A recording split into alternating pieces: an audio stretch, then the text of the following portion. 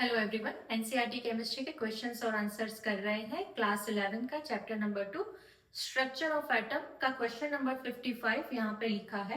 Question है emission transition in the partial series n at the orbit n is equal to 3, okay, and start from orbit n and can be represented as new frequency का एक formula इन्होंने बना के दिया है partial series का 3.29 10 की पावर 15 1/3 ओके, क्योंकि ये पार्शियल है और ये n स्क्वायर, ठीक है। Calculate the transition is observed at okay,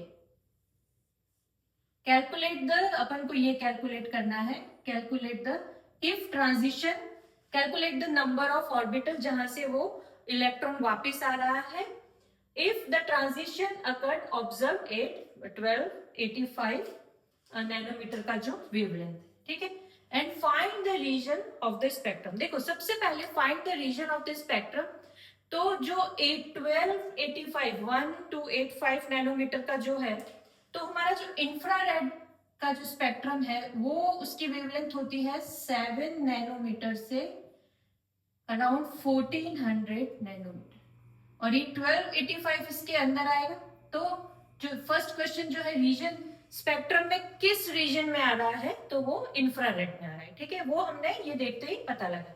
अब दूसरा क्वेश्चन है कि ये find out the value of this n, ये ऑर्बिट नंबर क्या होगा, 4 होगा, 5 होगा, 6 होगा, 7 होगा, कहां से थर्ड में आ रहा है, वो क्वेश्चन हमको पूछा है।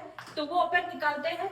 फ्रीक्वेंसी का ये फॉर्मूला तो हमको क्वेश्चन में ही दिया हुआ है। दूसरा फ्रीक्वेंसी हमको क्या बताया है, c/λ स्पीड ऑफ लाइट, और लैम्डा यहाँ पे अपन को दिया हुआ है, लैम्डा नैनोमीटर में दिया है, तो उसको हम 10 की पावर -9 से मल्टीप्लाई करके मीटर में कर देंगे।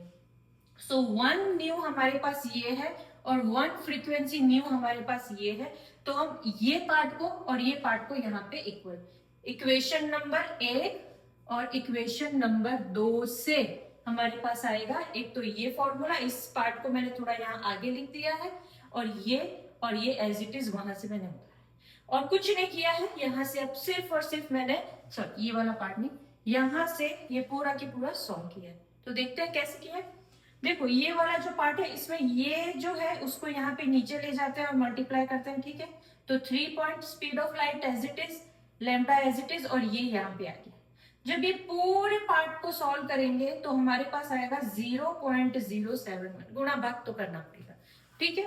जो पावर्स है उसको आपस में, जो भी ऊपर जाएगा माइनस का हो जाएगा, प्लस का हो जाएगा, वो अलग से देखो, और 3.929 और 1285 को मल्टीप्लाई करके 3.0 में डिवाइड करने के पास हमारे पास इतना बच रहा है। इसको यहाँ पे ओपन करेंगे, 1n² एज इट इज लिखेंगे और 3 स्क्वायर का 1/9 हो जाएगा।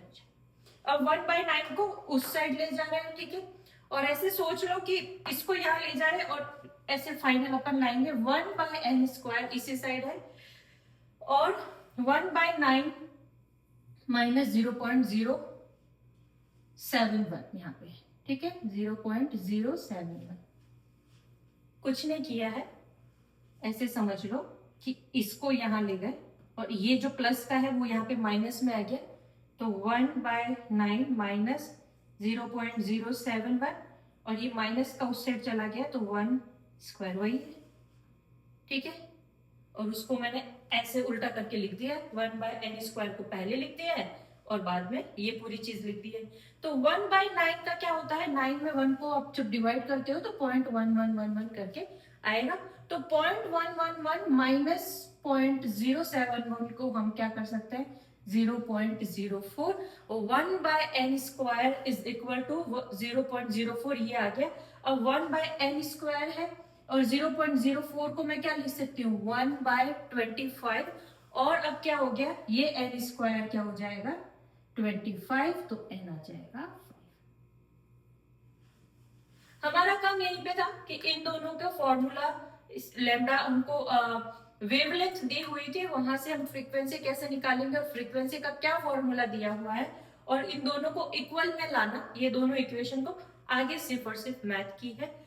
और उसके बाद एक क्वेश्चन और इन्होंने पूछा है कि ये कौन सा स्पेक्ट्रम में जाएगा, तो वो तो पहले ही हमने 1285 नैनोमीटर का है तो वो इंफ्रारेड में जाएगा। इंफ्रारेड का जो रेंज है वो 700 से 1400 नैनोमीटर की। फॉर्मूला बेस्ड क्वेश्चन था, बहुत ही सिंपल क्वेश्चन। ये था क्वेश्चन नंबर 55। आगे करेंगे क्वेश्चन नंबर 56। Thank you.